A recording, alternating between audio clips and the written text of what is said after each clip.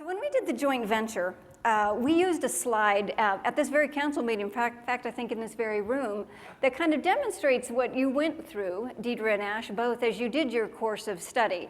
Yep. And this, just if you've seen it for the first time, this is how CIMA visualizes what their course of study is. And it's divided into 3 columns. The green one is the enterprise, and that's really all about what does it take to fuel an organization to be successful. And then in the middle is the performance pillar, and it's about how do you capture the performance of the organization. And then you move to the financial pillar, which covers external reporting to a small extent. But really it's about how do you provide financial information into the organization, more on the internal side and also on some non-financial issues that really can drive solid decisions.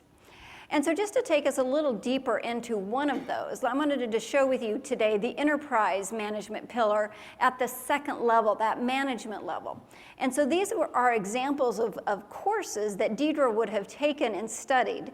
The first being strategic management and assessing the competitive environment. There's also a portion on project management, more and more becoming a critical component of successful businesses, and then also managing relationships. And then as she completed that level and went up to the upper level on strategy, she would have been studied and tested on things such as interacting with competitors, how to handle change management, evaluating the strategic options, and implementing strategic plans. So that just gives you a flavor about the coursework that she had gone through.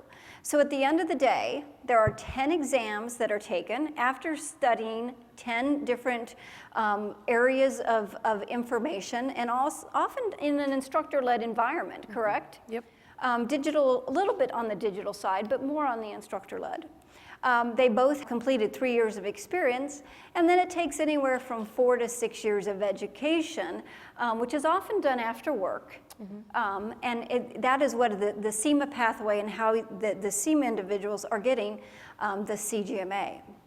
So when you look back at this course of study, and I'm going to ask this of Deidre first, what competencies did you gain during that process that you now believe are attributed not only to your career but back to your employer? Mm-hmm. Where do I start with that? Because I guess firstly, the number of subjects and it's very broad, but we were also expected to go very deep in each subject that we were examined on. The examinations really consisted of many essay-based responses. So in order to be able to go into the exam, so it wasn't just studying the subjects and the topics, we were also tested in applying that. So we had a lot of case studies. We had to kind of look at certain situations and write essay-based responses in a short period of time.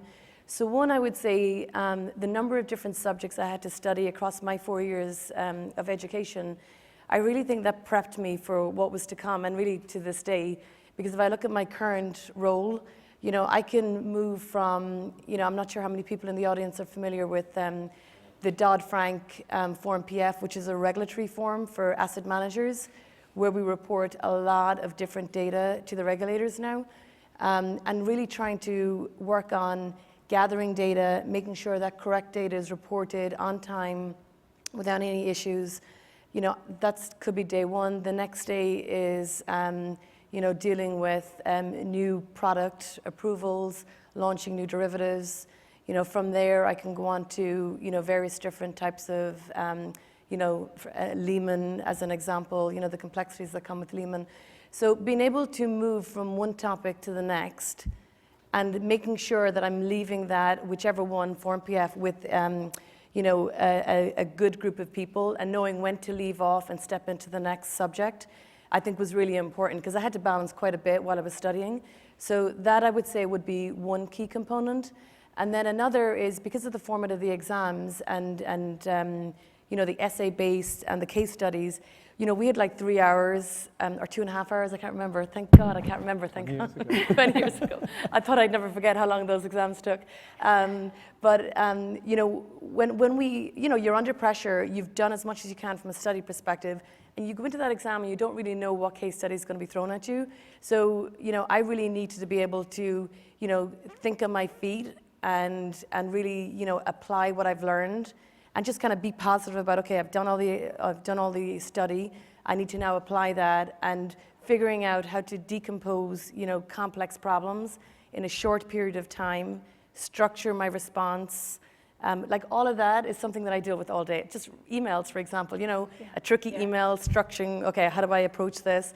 And I kind of feel that that study of like the 4 years of testing was a really good platform for me to gain, you know, an ability to apply that in industry. And it's interesting to me today, you're spending like 1 foot in the regulatory community, which is, you know, very, very important to get it right and get it done on time, et cetera, and the other developing products that's helping generate capital. So you're right, it's a lot of moving back and forth on two very diverse things. Yeah.